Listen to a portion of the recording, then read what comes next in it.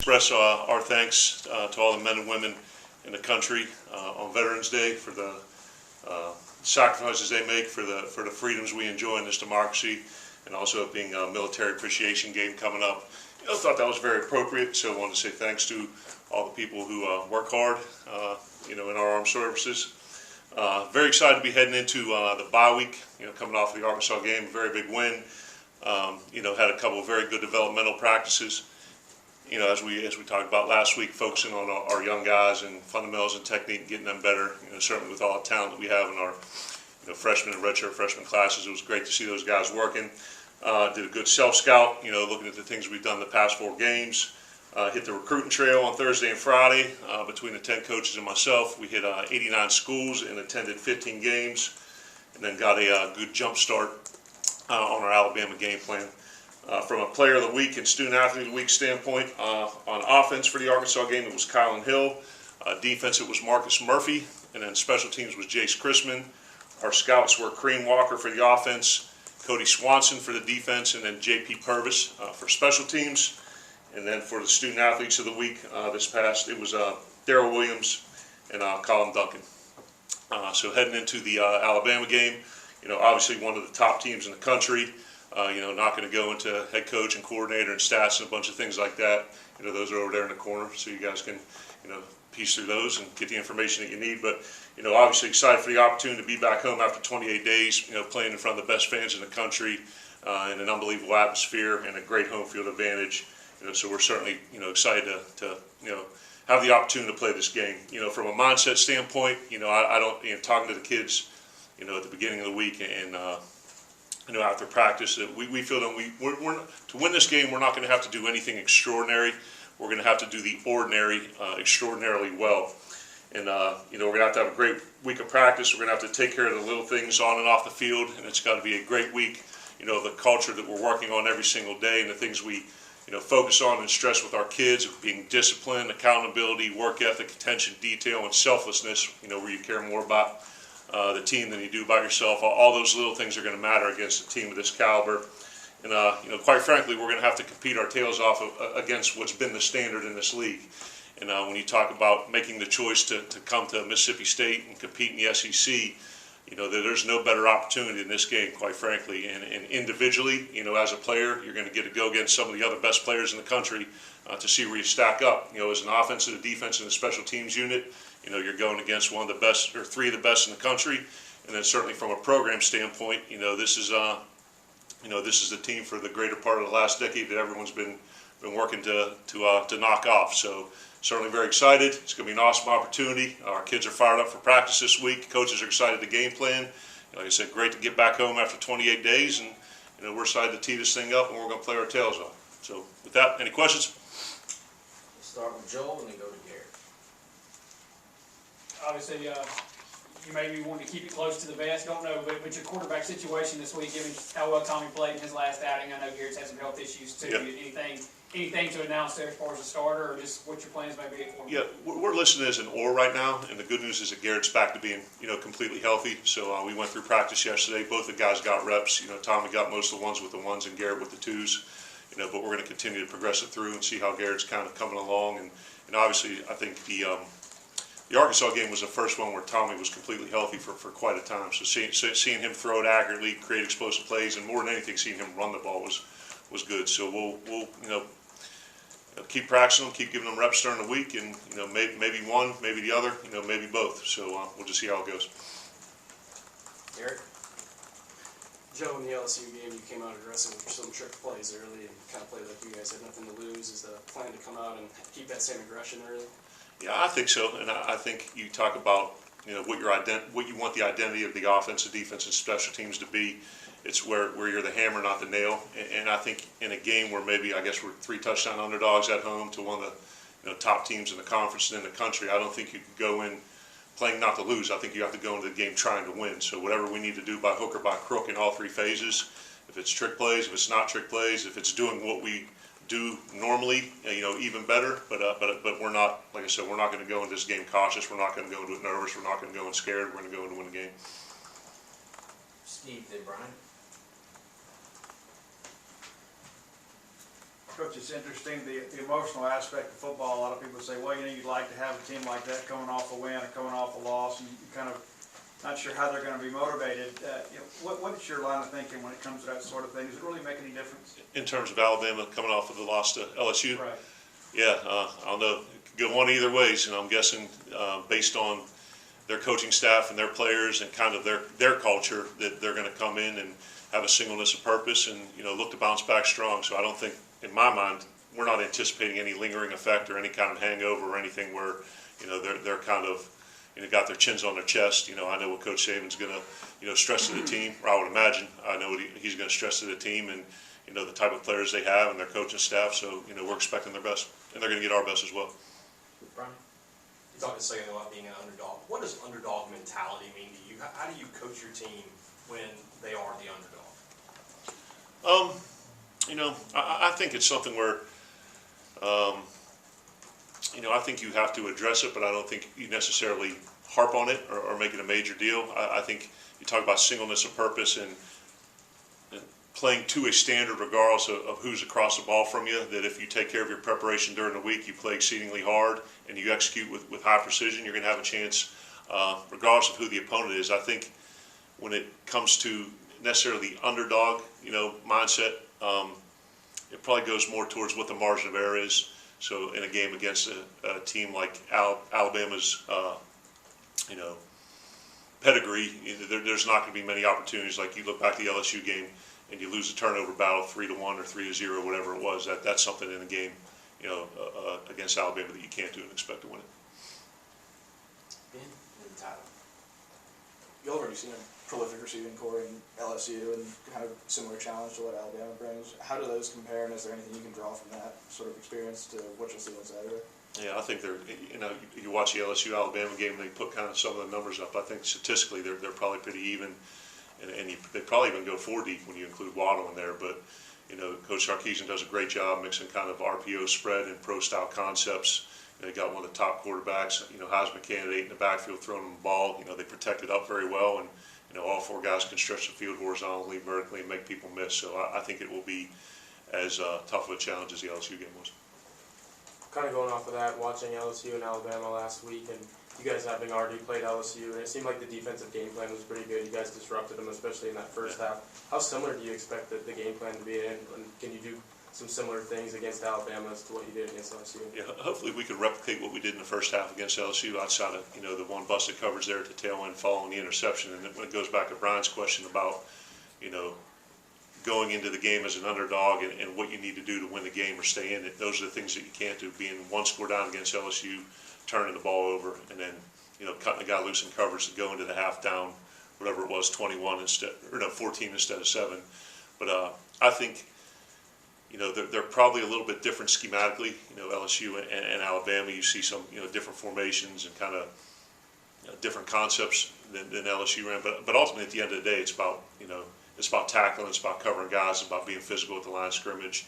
And so if we're able to do some of the things that we did in the first half against LSU, who's obviously one of the top offenses in the country, that'll give us an opportunity. Paul?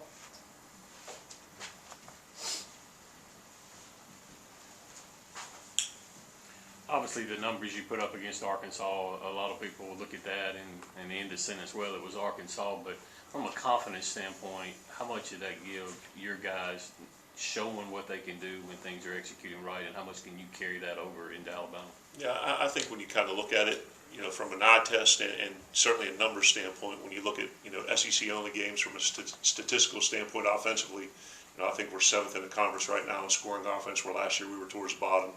And same thing with passing offense and rushing offense. I guess over the last 2 games, 54 and 30. So that's 42 a game, and have had some decent outputs against some other teams in the conference. But I think you can see we're continuing to grow every single week, and obviously it's a huge challenge against a defense of this caliber. Very well coached, a lot of talent on all 3 levels.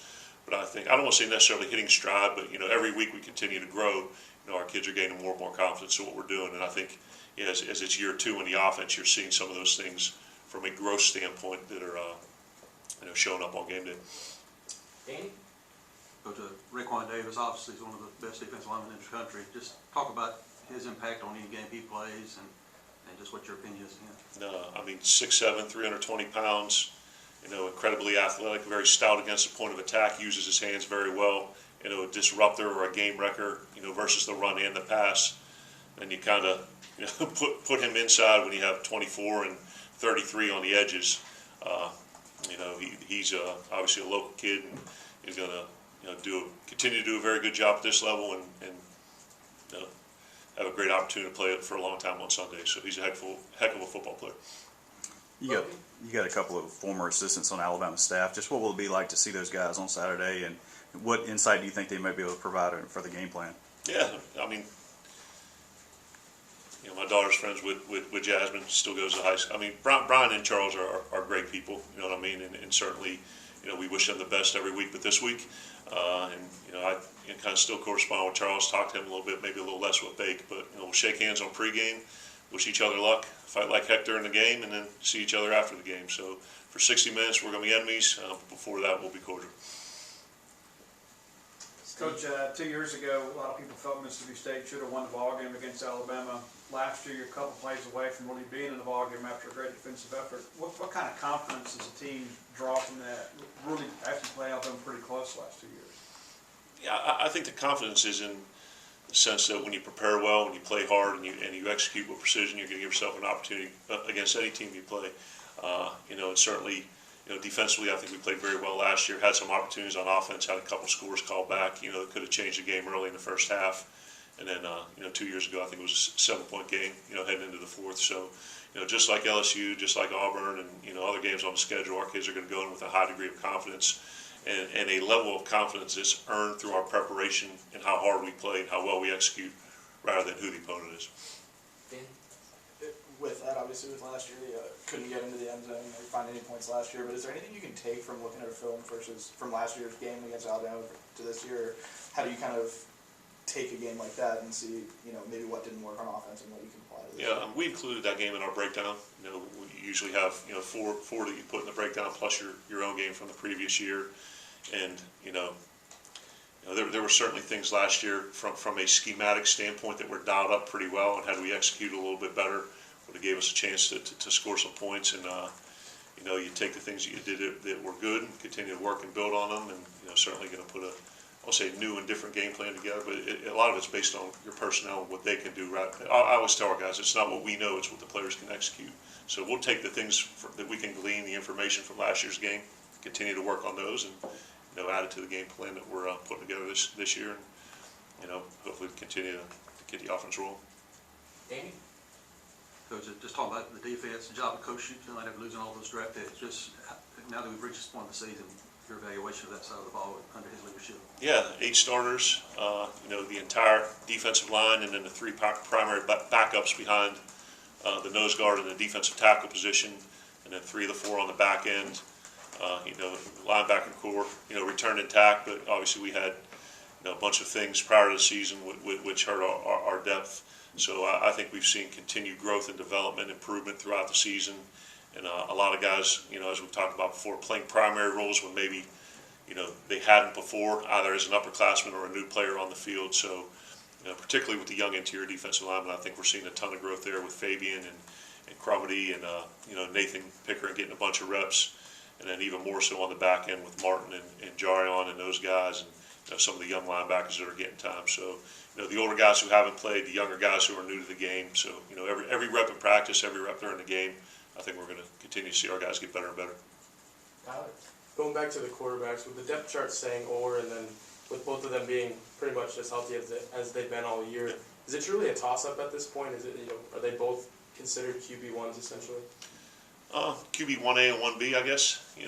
And I think that's what I won't say latitude, but when their skill sets really don't differ that much. Tommy, from an experience standpoint, has seen more things during the course of his career.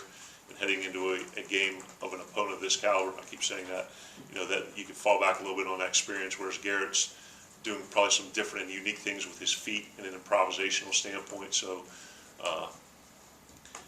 going to need both of them like we have, throughout the season. But, listed as an or, but we'll continue to hammer it out during the week and see where it goes.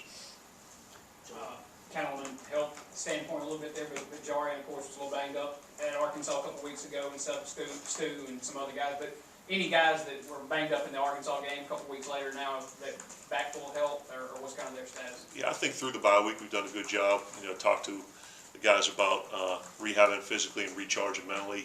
And, aside from Cam Young, who I think we discussed with the lower body, who'll be out for the year, the rest of the guys who were kind of bumps and bruises and nicked up, and heading into week 9, we're anticipating getting most of those guys back, including Jarion. So from a health standpoint, we're relatively, we're better than we were coming out of the game. Danny?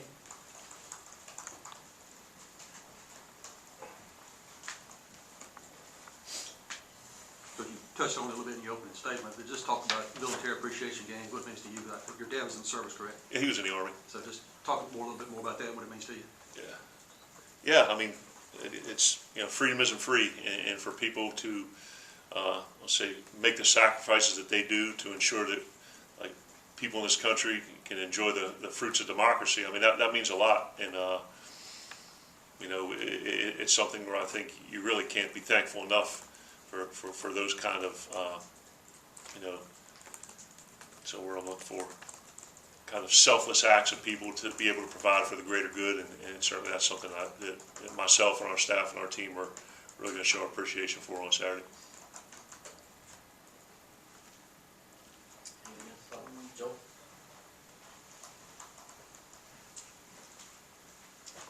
Just how big has Darrell Williams been for you on the offensive line? Just shifting to center this year, and just what's he kind of meant to this offense, and just his leadership and the things that you've seen out of Darrell this year? Yeah, I mean, consummate student athlete. With Dion and Elton graduating, and Darrell, moving into center, kind of being the eyes and ears of the operation, voted team captain. So obviously he has the confidence of his teammates, and does a great job in the classroom. All the things that you want from an offensive lineman: intelligent, tough, disciplined, great work ethic. Someone who can inspire his teammates. I think Darrell combines all those characteristics, and it'll continue to benefit him. Here at Mississippi State, if he gets an opportunity at the next level, which we're all anticipating, and then when football ends, he'll be a great husband, great father, and great businessman as well. Anything else? All right, thank you. Awesome, guys. Thank you very much. Have a great